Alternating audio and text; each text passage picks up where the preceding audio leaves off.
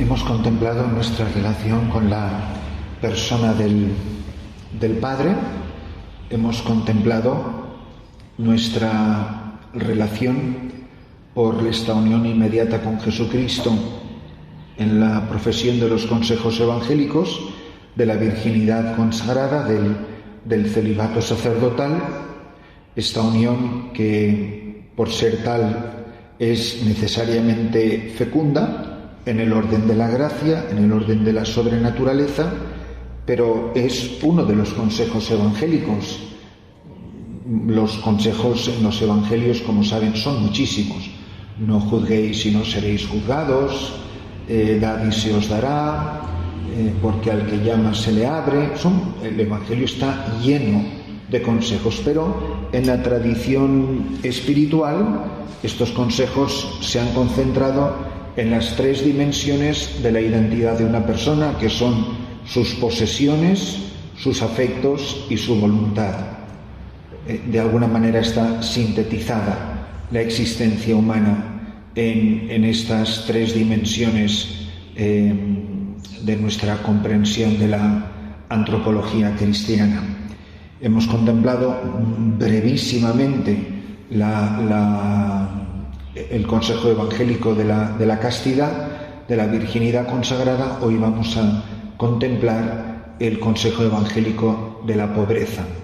Es muy interesante cómo, así como la virginidad consagrada no existe en el Antiguo Testamento, más bien la mujer que no concibe hijos en el Antiguo Testamento era visto como una maldición, el castigo de Dios, y esto aparece en tantas mujeres del Antiguo Testamento.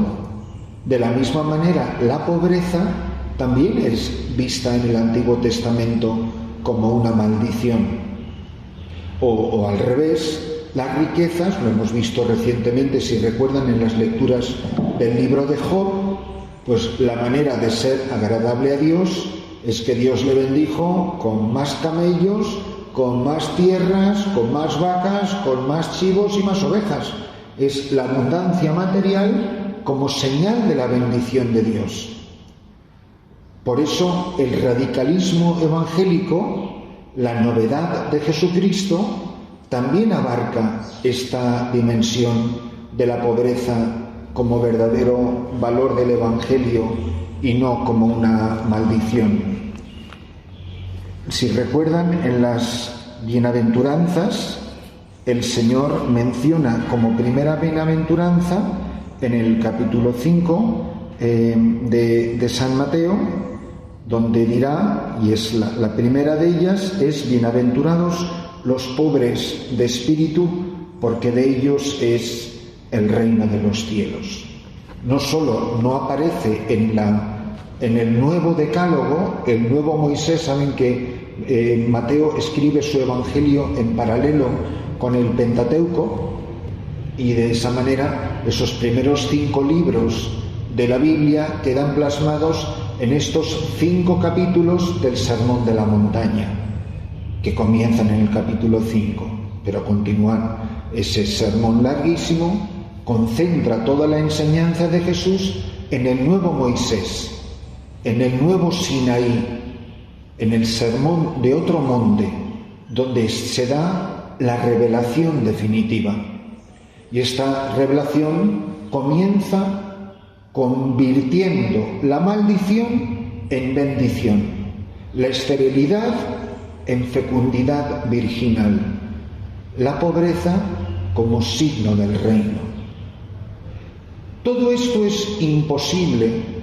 No tiene ningún sentido que ustedes profesen este consejo evangélico, que se esfuercen por vivirlo cada día en los parámetros de su carisma. No tiene ningún sentido si no es porque previamente y como causa de este consejo ustedes son mujeres que han encontrado un tesoro. Es decir, la pobreza es el ir a venderlo todo para comprar el campo. Lo trágico es invitar a una persona a venderlo todo que no ha encontrado un tesoro, que no ha encontrado la perla de gran valor. Por eso, cuando nos esforzamos en que las hermanas vivan más auténticamente la pobreza, en que seamos más fieles a nuestros padres fundadores, en fin, y todos esos esfuerzos de renovación que me imagino que ustedes tienen, y pues yo nunca he estado ni tengo planes de estar en un capítulo general de ustedes, pero me imagino que también se hablarán de estas cosas, ¿no? Ahora, la preocupación es una serie de lista de cosas que podemos tener o no tener puntillosamente detallado, o esforzarnos en que las hermanas conozcan mejor a Jesucristo, experimenten más íntimamente a Jesucristo, donde no necesitas ni el voto, ni las constituciones, ni las enseñanzas de nuestros padres fundadores. Te encuentras con el tesoro y dirás como San Pablo: todo lo he considerado basura. Hombre, si eres tan rara que te encanta andar rodeada de basura, oye chico, pues allá tú. Pero lo normal es que quien ha encontrado un tesoro, lo demás lo considera basura. Ahora, la basura me parecerá un tesoro hasta que no haya encontrado el tesoro. Y hay gente para quien el tesoro es basura, y hay gente que ha hecho de su basura un tesoro.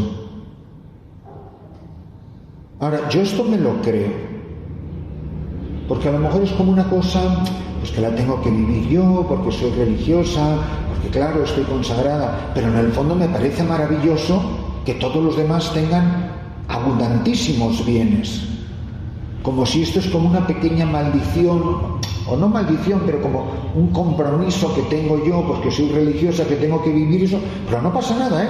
Vosotros tener cuanto más mejor, que fenomenal, que eso es, el Señor nos ha bendecido grandemente. O sea que el Señor que te ha regalado a ti el tesoro de la pobreza, les ha dado a ellos el tesoro de la riqueza. O sea, no es un valor evangélico para los demás, porque los votos y los consejos evangélicos evidentemente están en el Evangelio solo para las oblatas. Pues no es así.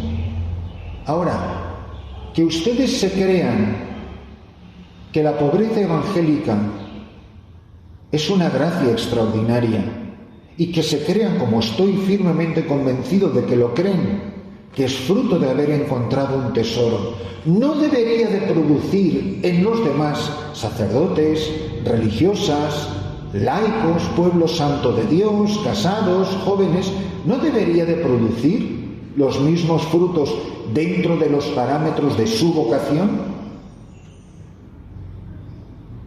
O lo que para mí es un tesoro, para ellos no lo es.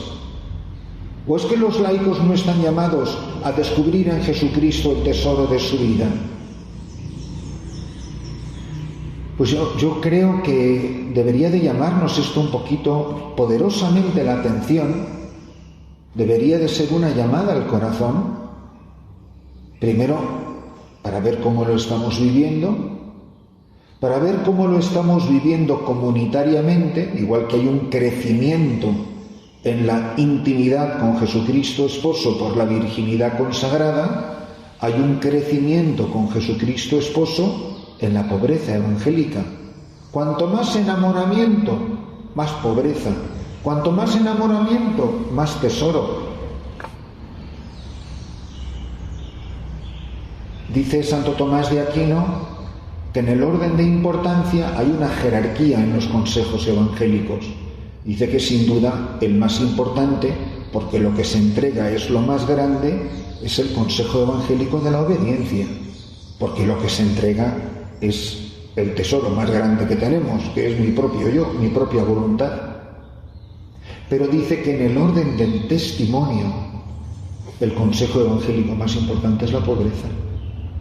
Si ustedes viven bien la castidad o no aquí en estas cuatro paredes, la gente de la calle no se va a enterar mucho, a menos que haya el escándalo del siglo. Si ustedes viven bien la obediencia dentro de estos muros, La gente que viene aquí, que se acerca con buena voluntad, pues a menos que oiga una discusión a gritos entre dos monjas, pues probablemente no se van a enterar mucho. Pero la pobreza sí se nota. La pobreza enseguida se nota. Y por eso, si una cosa no se nota, no es testimonio.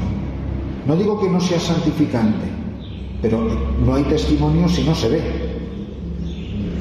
Porque el testigo es el que ha visto. Entonces, damos por supuesto que estamos viviendo esto. Damos por supuesto, la pobreza, por ejemplo, es materia de confesión para mí. Hemos confundido la pobreza de verdad con la austeridad, con la renuncia a una serie de pequeñas cosas materiales. Y estamos convencidas de que somos pobres y a lo mejor pues no lo somos tanto. ¿Es posible que ustedes sean personalmente pobres, pero no lo sean comunitariamente o no lo sean congregacionalmente? Porque la congregación no es una institución reconocida por el Ministerio del Interior o de Asuntos Sociales. La congregación de las Oblatas de Cristo Sacerdote es el conjunto de las hermanas. Entonces, es posible que yo personalmente viva medianamente bien la pobreza, pero a lo mejor no la está viviendo bien la comunidad o la congregación. Yo, por ejemplo, veo mucho en las congregaciones religiosas el de tener, y siempre añaden la coletilla, por si acaso. Por si acaso. ¿Por si acaso qué? Entonces, que tengamos mucho cuidado con estar continuamente sustituyendo la paternidad de Dios, viviendo como huérfanos, guardando nuestra parte de la herencia y no confiando que ya me dará mi Padre Celestial, que me quiere mucho más a mí que a los pajaritos que vuelan por los aires y los lirios que crecen en el campo, el pan de cada día y lo que necesite. ¿De verdad estamos viviendo esto en serio? ¿O nos hemos ido al paso de los años institucionalizando como una organización puramente mundana? Y guardamos una serie de formas personales de cada una, pero luego institucionalmente la cosa no es tan así. ¿Somos una congregación cada vez más rica o cada vez más pobre? Porque fíjense que es muy curioso, y esto no es una reflexión sobre ustedes como congregación exclusivamente de ustedes, pero es muy llamativo que cuanto más se enriquece una congregación, menos vocaciones tiene. Vamos, yo les puedo decir nombres de congregaciones que ahora mismo se están quedando peladas, y es que tienen masas y masas de dinero en bienes materiales, en donaciones, en cuentas de banco, etc. Yo no digo si personalmente cada una vive pobremente o no creo que vivan pobremente, pero austeramente. Pero institucionalmente están podridas de millones estas congregaciones de hombres y de mujeres. Don José Rivera, que era, gracias a Dios, muy bruto, y además se gloriaba en serlo, no como falta de humildad, sino que es que le gustaba decir cosas que chocaban. Decía, ¿ustedes se acuerdan de cuando Juan y Pedro subieron al templo a orar? ¿Se acuerdan aquella vez? Y estaba el tullido ahí pidiendo en la puerta. Y le dice Pedro no me acuerdo si era cojo o ciego o lo que fuera, le dice, míranos. No podía ser ciego porque le dijo, míranos. Míranos. Dice, oro ni plata tengo. Lo que tengo te lo doy. En nombre de Jesús Nazareno, levántate. Y dice don José, ¿ustedes saben por qué nosotros no podemos hacer esos milagros? Porque no podemos decir, oro ni plata tengo. Como tenemos tanto oro y tanta plata, no hacemos milagros. Y se quedaba tan pancho. Y ahí estaba. Pero nosotros preferimos la tranquilidad del oro y la plata, aunque ya no hagamos milagros. Entonces, tener mucho cuidado para no conformarnos con que las hermanas tienen todas los mismos 4 bártulos en cada celda y quedarme tranquila de que, porque me da igual, hermanas, de que esté en mi celda que esté en una cuenta del banco. Entonces, en el fondo, son juegos verbales que estamos haciendo. Si somos pobres, padre, si no tenemos nada, pero no tendrá usted nada en la celda. Lo que no sabemos es lo que tienen en los bancos o en otros sitios. Entonces, fíjense qué curioso que en un capítulo general, no me acuerdo en cuál fue, ahora ya, pues no sé, quizá 15, 20 años, las misioneras de la caridad, hermanas, tenían tanto dinero, pero tanto dinero, que ustedes no podrían creer que pueden haber tantos ceros en las cuentas, que tuvieron que hacer en ese capítulo general una consulta a la Santa Sede de si podían despojarse de su dinero, o sea, de tanto dinero, que se quedaran con lo que fuera, porque era tal el dineral que tenían esas mujeres que ni siquiera eran capaces de gastarse los intereses del dinero. Y dar de comer a 5.000 hermanas con muchas casas. La casa que tienen en Sedesquilo, en Addis Abeba, en la capital de Etiopía, tiene más de 1.000 moribundos. Solo esa casa. Y tienen 17 en Etiopía, 120 hermanas, solo en Etiopía. Y la Santa Sede les dijo que no, porque había que respetar la intención del donante, que lo había dado para la misión de la caridad, para los más pobres de los pobres. Bueno, eso es un ejemplo que siempre viene bien poner con ejemplos para no ofender a nadie de otras congregaciones. Yo no tengo ni la menor idea de lo que tienen ustedes en las cuentas de los bancos ni lo que hay en sus comunidades. Pero párense a pensar si cada vez es más grande la conciencia del tesoro y cada vez es más evidente que lo demás es chatarra y que no lo necesitamos. Y que lo que es verdaderamente atractivo de la vida de ustedes es que sea escandalosa la confianza en Jesucristo. O sea, tiene que ser tan evidente que tienen marido, que tienen esposo, que cuida de ustedes, que vale mucho más que los lirios y los pajaritos. Como todo, lo hemos dicho de la virginidad consagrada, se trata de contemplar a Jesucristo, la vida del Señor Jesús. Es que me he desposado, he sido llamada a unirme por esposa con una persona que ha vivido escandalosamente la pobreza, que ha elegido la pobreza. Yo que ahora estoy viviendo en un país pues muy pobre, en grandes extensiones de ese país tan enorme, he ido a dar ejercicios a muchísimas comunidades y cuando llega el capítulo de la pobreza notas que todas se ponen tiesas y la espalda muy derecha y les preguntas, ¿ustedes viven más pobres o menos pobres que cuando vivían en su rancho? Y te cuentan cómo era la vida y el hambre que habían pasado. Digo, ¡guau! O sea que cuando no habías hecho el voto eras pobre y ahora para hacer el voto te sobra de todo. Pues explíqueme en qué consiste porque no lo acabo de entender.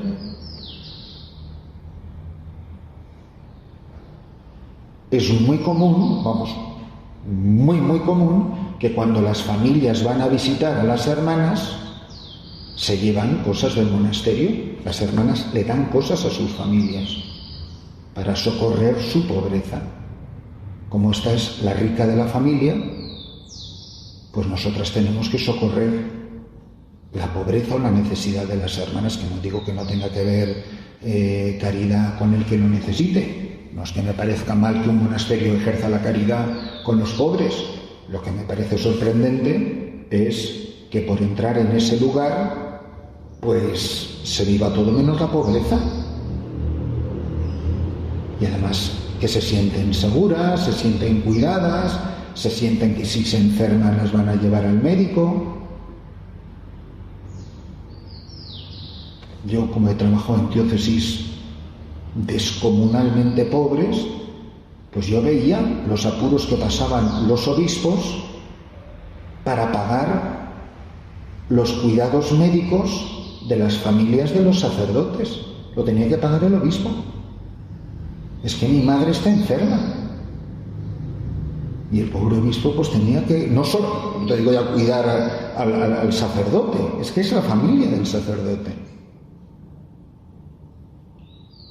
Entonces, que nos paremos a pensar, porque si no, todo se nos va en palabras maravillosamente bonitas. A mí, de las cosas que más me han ofendido en mi vida sacerdotal, es que me digan qué bonita la homilía o qué bonita la charla. Miren, le tengo que pedir a Dios mucha paciencia, porque me pone de los nervios. Pero si no es que si es bonita o fea, es que si vas a cambiar o no vas a cambiar. Porque si es bonita o fea y tú no cambias, da completamente igual. Es pura oratoria. Ahora se trata de cambiar unos ejercicios espirituales. Si ustedes no tuvieran planes de cambiar, ¿para qué me han traído? ¿Para qué he venido? Es porque queremos cambiar todos. Primero el predicador, obviamente. Entonces, contemplar la pobreza de Jesucristo, hermanos. ¿Y qué es lo que descubrimos? Pues primero, que la pobreza es una elección de Dios. Dios ha elegido la pobreza en la hora cumbre de la historia de la salvación, llegada a la plenitud de los tiempos. De muchas maneras habló antiguamente Dios a nuestros padres. En la plenitud de los tiempos ha elegido la pobreza como signo mesiánico de la identidad del Hijo de Dios, el Verbo encarnado. Entonces, la revelación plena de la pobreza se da en Jesucristo. Recuerden 2 Corintios 8:9, que siendo Jesucristo rico, se hizo pobre por amor a nosotros, para que ustedes fuesen enriquecidos con su pobreza. Dice la palabra de Dios. Nace en una familia pobrísima. Sí, claro, pero era carpintero, seguro que tenía seguridad social. Ustedes saben la cantidad de tonterías que se han dicho. Todo para ver cómo nos quitamos la maldición de la pobreza, porque vivimos en la mentalidad del paganismo o del Antiguo Testamento. Nace en un pesebre, le presentan en el templo y se hace la ofrenda de los pobres. No sacrifican un cordero, sino unas tórtolas o unos pichones, o no sé lo que era aquello. Lo tienen en Lucas 2:34. Toda la vida de Jesús transcurre en una vida oculta, en Nazaret, en una vida durísima, en unas condiciones como era la vida de aquellos tiempos, un lugar completamente marginal dentro del Imperio Romano. Dirá literalmente en Mateo 8:20 que el Hijo del Hombre no tiene donde reclinar la cabeza. Nunca hemos sabido las señas, nunca hemos sabido la dirección de su casa. Al final va a ser rechazado por todos los ricos y todos los poderosos, civil, militar y religioso, poderosos de su tiempo. Muere completamente desnudo en una cruz, entre dos delincuentes. Era más infamia, más miseria, más despojo. Y al final lo entierran en un sepulcro que era prestado. ¿Qué me hace a mí contemplar la vida de Jesucristo, a quien yo reconozco como el único amor de mi vida, como mi único esposo y el tesoro de gran valor?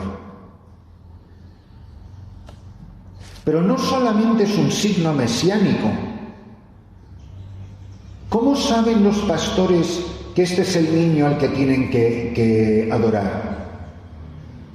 Le dice, id a Belén, le dicen los ángeles a los pastores, encontrarán al niño envuelto en pañales en un pesebre. Es un signo mesiánico para que la gente pueda reconocer al Verbo encarnado. ¿Cómo van a reconocerlo? Si no lo ven en la pobreza de la Iglesia o de quienes somos sus hijos o sus testigos. Entonces, es evidente que Jesús ha elegido la pobreza como señal mesiánica. ¿Por qué prefiere la pobreza? Porque es hijo, es un signo de su filiación. La tragedia del hijo pródigo es que se quiere llevar los bienes del padre, que son menos, porque le dice mi parte de la herencia. O sea, tú vives en mi casa, no eres dueño de nada, pero lo tienes todo. ¿Quieres tu parte de la herencia? Es menos de lo que tienes en la casa, pero lo tienes tuyo autónomamente. Entonces, si él es hijo, no tiene nada porque tiene a su padre. ¿Por qué es hijo? Entonces es una señal, la pobreza, de su filiación divina. Quiere revelar, ¿se acuerdan lo de pendere? Es el que está colgando del Padre. Importantísimo entonces. Prefiere la pobreza porque es hijo y prefiere la pobreza porque es redentor, que viene a liberarnos del pecado y de sus consecuencias. Y una de las consecuencias del pecado es la maldición de la pobreza, que se convierte en bienaventuranza. O sea, Jesucristo específicamente elige la pobreza. Pero no solo elige la pobreza, hermanas, elige a los pobres. De hecho, dirá en Lucas 4:18 que como signo mesiánico, ¿se acuerdan cuando le dicen los discípulos de Juan a Jesús, ¿eres tú el Mesías o tenemos que esperar a otro? Lo tenemos en el capítulo 4 de San Lucas. Jesús no les dice, miren lo que tengo en la camiseta, soy el Verbo encarnado. No les dice, léanse el catecismo. Dice, vayan a Juan y díganle lo que están viendo. Los cojos andan, los ciegos ven, los leprosos quedan limpios, los muertos resucitan, los sordos oyen, etc. Y al final, como signo mesiánico de su identidad, para que Juan sepa que es él, le dice, los pobres son evangelizados. Pauperes evangelizantur, los pobres son evangelizados. ¿Cómo va el mundo a creer que Jesucristo es el Hijo de Dios si los pobres no son evangelizados? ¿Ustedes conocen alguna parroquia de ricos que no tenga sacerdote? ¿Conocen parroquias de pobres que no tengan sacerdote? Pues no deja de ser curioso. Porque yo no conozco ninguna parroquia de pobres que no tenga sacerdote, de ricos. Y los ricos todos tienen coche, que pueden irse a donde les dé la gana a misa, que los pobres no. Pero qué curioso. Porque donde estoy yo, y en todos los de donde estoy yo, que no han sido pocos, cuando yo llegué a República Dominicana, la parroquia llevaba 10 años sin sacerdote. Donde estaba el padre Antonio Dufaín, que ustedes conocen perfectamente, era un pedazo de mi parroquia, es que nunca había sido ni parroquia. Años y años y años. Yo en menos de 10 años celebré 6.000 bautismos. Y ¿saben una cosa? Desde que yo me fui, en la mitad de los sitios, cuando me fui en 2006, no ha vuelto a pisar un sacerdote. La inmensa mayoría de la gente que yo bauticé en Campos y Batelles se han hecho todos evangélicos. ¿Y quién tiene la culpa? Los pobres. Ah, no, que yo no voy a ir a estropear mi carro, como te dicen ellos, la camioneta, que bastante me ha costado. Esa es la realidad en la que estamos viviendo en la Iglesia, y no vivamos en un mundo de fantasías, hermanas. La culpa, ¿quién la tienen? Por los obispos y los sacerdotes. Bueno, y las religiosas que no quieren ir, y todo el mundo que no quiere ir. porque a los pobres no les quiere nadie. Entonces, si los pobres no son evangelizados, todavía les extraña a ustedes si no hay vocaciones, todavía les extraña que no haya santidad, todavía les extraña que la gente nos pisotee como la sal que se ha vuelto sosa. La culpa de la gente que pasa por esta calle no la tiene la gente, la tenemos nuestra falta de testimonio. ¿Saben lo que dijo el obispo donde yo estoy? No me lo dijo a mí, obviamente, porque no se va a atrever. Dijo, ya veremos a ver lo que dure este españolito ahí.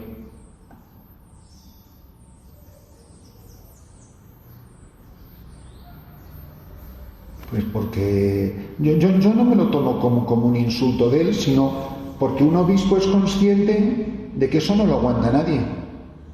Y ya que estamos a tercer, cuarto día y entramos en confianza, pues les puedo contar más chismes. Estábamos el padre Fran y yo, a quien ustedes conocen y quieren mucho, y él las adora. Se ve que no las conoce de nada. Dice el padre Fran, llevaríamos poco tiempo y llamamos a don Francisco, ¿no? a nuestro obispo, a saludarle y a hablar con él. Lo primero que le oigo a Fran decirle a nuestro común arzobispo, decir, don Francisco, esto no es para todo el mundo. Dice, los de Moyobamba aquí no duran 10 minutos.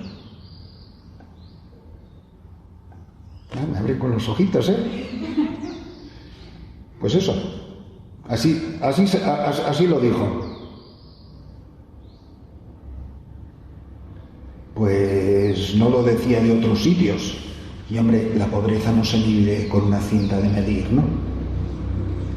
Si los pobres no son evangelizados, que no les extrañe, que no haya vocaciones, que el mundo no se convierta, que la gente esté como está, que la iglesia está como está y que la sal se vuelve sosa y solo sirve para que la pise la gente.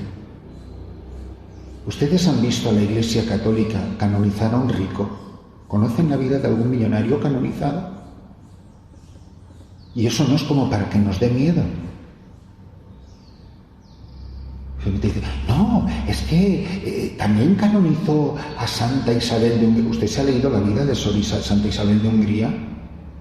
Porque vivió una pobreza más radical que los franciscanos del tiempo de San Francisco. Y la Iglesia es muy cruel, hermanas. No canoniza a los ricos. No dice los ricos son evangelizados, dice los pobres. Y los pobres, como decía don José cuando se hartaba, y yo me acuerdo de oírle esta charla en un sitio que se llama La Parra, me acuerdo, que decía, pues un pobre, ¿qué es lo que es un pobre? Pues un pobre es un pobre, decía él, así se quedaba tan pancho. Y un rico es un rico, porque de repente es que, bueno, todo depende de lo que usted entienda por pobre, porque se puede ser rico de no sé qué, pero pobre de no sé cuánto. Mire, de repente nos volvemos todos expertos en semántica. Y de repente cuando aparece la palabra pobres y pobreza, todo el mundo tiene que recurrir al diccionario de la Real Academia Española, porque de repente ya nadie sabe lo que quieren decir las palabras. Fíjense que el resto de español nos solemos entender bastante bien, pero no queremos oír hablar de esto. Hay otro aspecto que también es muy delicado, que nosotros lo vivamos medianamente bien, pero cuando viene la gente, y alguna gente vendrá a hablar con ustedes de vez en cuando, ¿ustedes alguna vez les hablan de estas cosas? Y tú te das cuenta que tu alma está en peligro por las riquezas, porque lo que más pone en peligro la salvación del alma son las riquezas. ¿Saben ustedes cuál es la parábola que más veces sale en los santos evangelios? ¿Lo han pensado alguna vez? Hay parábolas que solo salen una vez.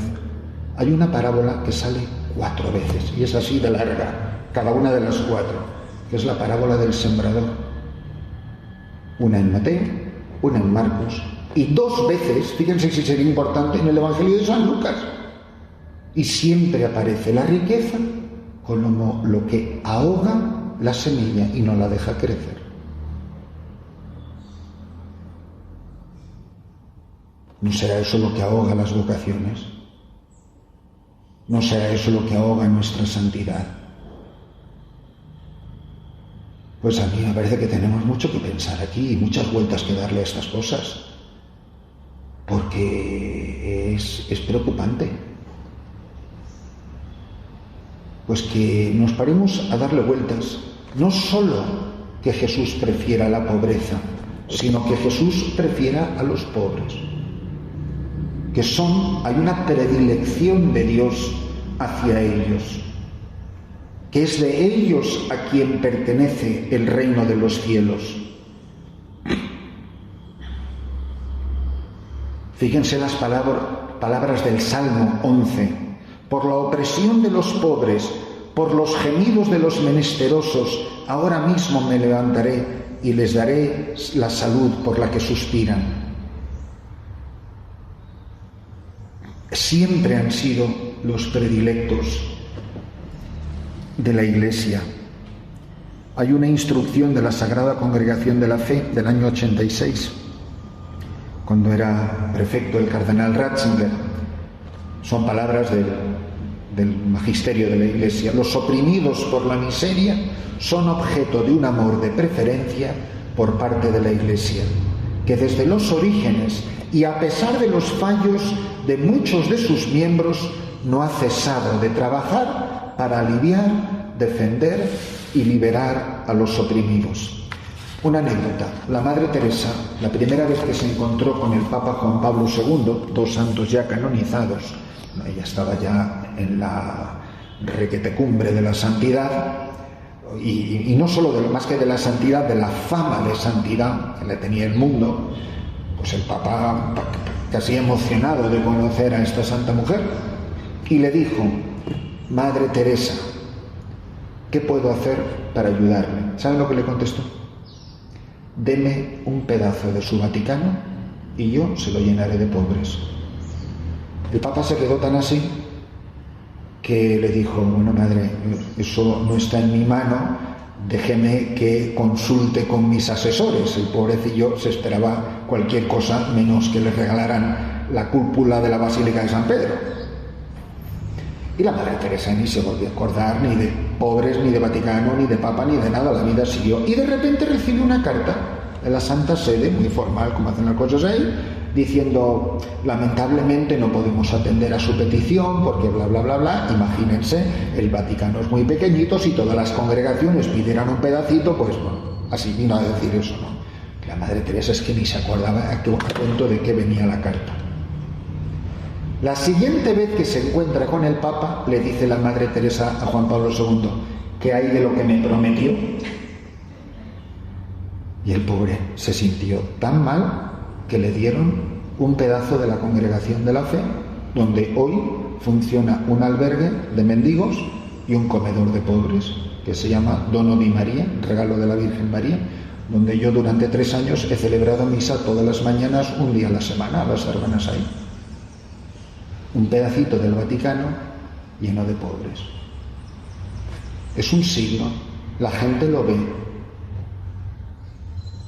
que la gente no solamente se acerca a la basílica a ver una imagen de mármol que es la piedad, que está viendo los pedazos vivientes de Jesucristo, que son los pobres, nuestros hermanos.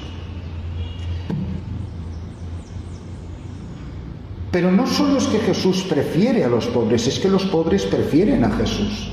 Son ellos los que le siguen, que reconocen en él al Salvador verdadero. La gente que odiaba a Jesús, Juan 7:48 decía: ¿acaso algún magistrado o fariseo ha creído en él? Oye, son la gente religiosa de su tiempo. Pero esta gente que ignora la ley son unos malditos.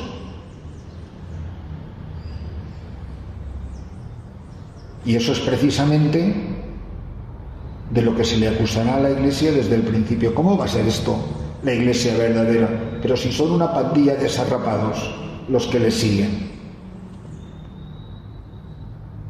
Y fíjense, por ejemplo, cuando el apóstol San Pablo pregunta a los Corintios 1:26: mirad vuestras asambleas, no hay nadie rico en lo humano, no hay grandes potentados ni aristócratas.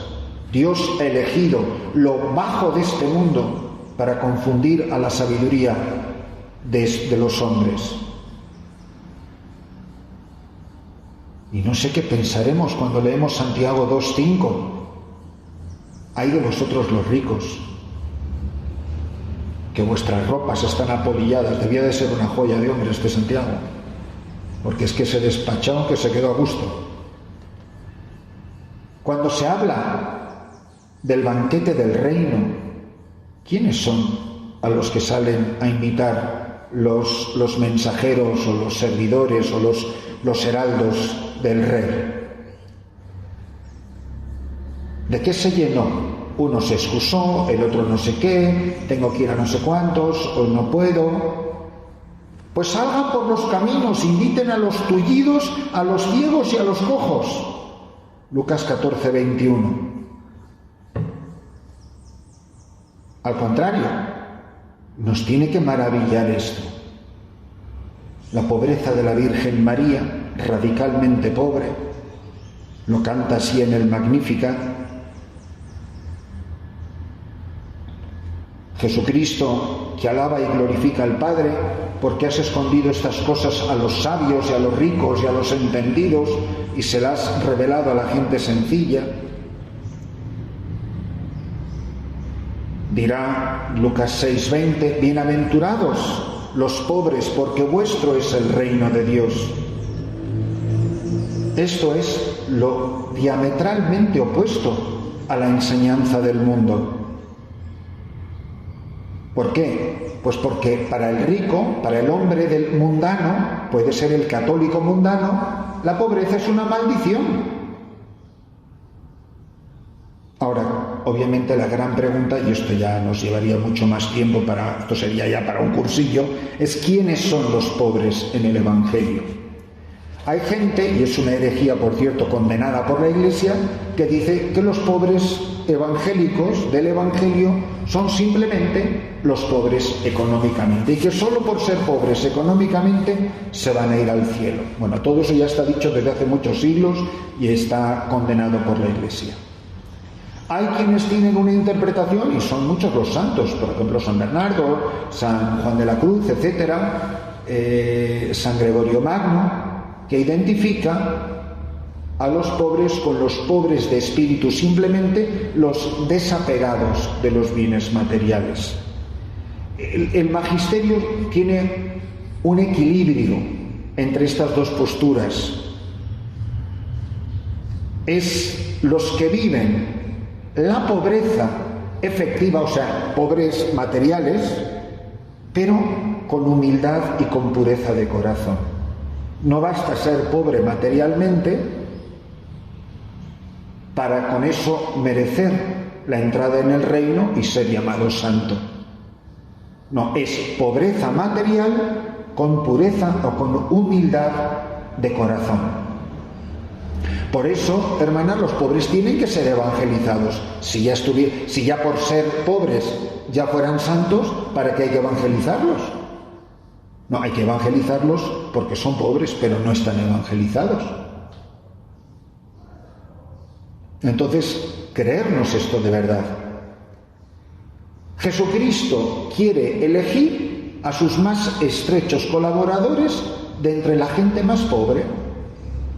Bueno, se podía haber ido al seminario de la sinagoga a llamar a los 12 apóstoles, que ya estarían, por lo menos el Antiguo Testamento, se lo sabrían bastante bien, y la ley y los profetas. Pero no esta gente inculta, analfabeta. Por eso Cristo quiere elegir a sus compañeros y colaboradores más íntimos para que vivan pobremente. Ellos lo dirán, como se lo ha dicho Jesús. Se lo dijo al joven rico. El único problema del joven rico, el dinero. El problema de Pulón, el dinero. Es tal cual. Dirán los apóstoles, nosotros que lo hemos dejado todo, P-O-B-O. No dijeron, Señor, ¿qué te parece si nos traemos la barca? Porque, hombre, no vas a cruzar el lago andando por encima del agua cada vez que quieras ir al otro lado de la orilla. Pues nos traemos la barca. ¿Ustedes saben lo cansado que debe de ser andar por una playa por una barca al hombro? No. Si para seguir a Jesús te dan la lista de lo que no necesitas. Yo no sé si el día que entras en las oblatas te dan una listita de lo que tienes que traer. Pero yo espero que la lista más larga sea de lo que no tienes que traer. No te traigas esto, no te va a servir para nada. Y a ver, ¿qué tienes? Esto no sirve para nada, esto fuera, esto para fuera. Es lo que no necesitas. Que te den la lista de lo que no necesitas. Pues nosotros que lo hemos dejado todo y te hemos seguido. Es el signo del radicalismo evangélico.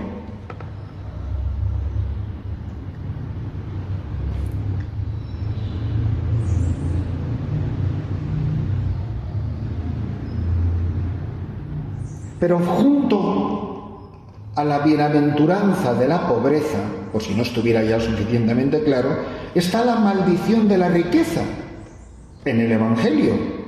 Lucas 6, 24, 25. Pero ay de vosotros ricos, porque habéis recibido vuestro consuelo. Ay de vosotros los que ahora estáis hartos, porque tendréis hambre. Ay de vosotros los que ahora reís, porque gemiréis y lloraréis. La bendición de Jesús sobre la pobreza se entiende mucho mejor cuando se opone a la maldición de la riqueza. Por lo menos que nos quede claro que el Evangelio siempre subraya la grave peligrosidad de las riquezas, que hay que contemplarlas siempre a la luz de la enseñanza del Señor. No dice que es imposible que un rico entre en el cielo. ¿Qué es lo que dice? Que qué difícil. Oiga, ¿no le parece que lo de santificarse y lo de ir al cielo ya es suficientemente difícil? Qué estrecha es la puerta o la senda que lleva al cielo y ancha el camino a la perdición. Gracias a Dios, hermanas, a pesar de nuestra mucha tecnología en este mundo, todavía no hemos conseguido a ver si encontramos la fórmula de que el camello pase por el ojo de la aguja. Pues todavía no entra. Qué difícil. Más fácil sería un camello entrar. Pero vamos a ver, ¿eso está en el Evangelio o no está en el Evangelio? Entonces, ¿por qué no se le dice a la gente? ¿Por qué no se dice desde los púlpitos los domingos? ¿Por qué no se predican en estas cosas? ¿Por qué de cada 5.000 años un día se confiesa a alguien de falta de pobreza? Cuando es uno de los pecados más comunes que comete el ser humano, la codicia de los bienes, el apego a los bienes materiales, que lo dice 4 veces la parábola del sembrador, que ahoga la semilla, no da fruto. Pero el afán de riquezas, el apego a los bienes materiales, sofoca la semilla y no la deja crecer y no da fruto. Pues no habrá una correlación entre falta de santidad y pobreza o falta de pobreza. Pero estas cosas no se dicen ni se predican, hermanas.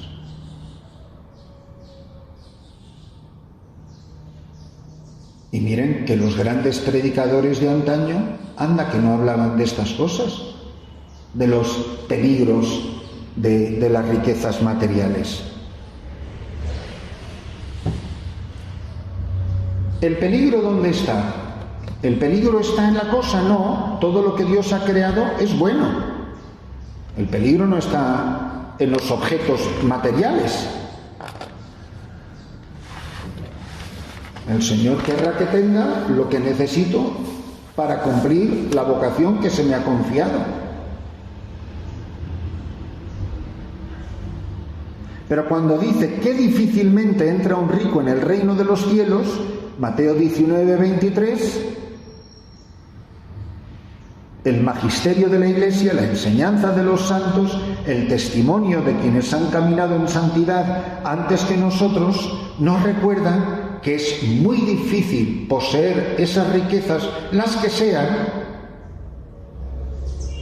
sin que esa riqueza me posea a mí y se convierta en el tesoro de mi corazón. Qué raras veces sabe el rico poseer sus riquezas sin apego, poniéndolas al servicio de Dios, procurando con ellas su propio bien verdadero, tratando de ayudar con nuestros bienes materiales a los hombres nuestros hermanos. Por eso, lamentablemente, lo corriente es que la posesión de riquezas ocasione apego a los bienes materiales.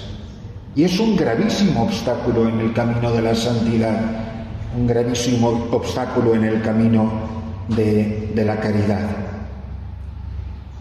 Jesús señala, he mencionado varias veces esta parábola, que la tienen por cierto en Mateo 13:22, en Marcos 4:19, recuerdan, dije 2 veces, en Lucas 8 y en 14 y en Lucas 8:21.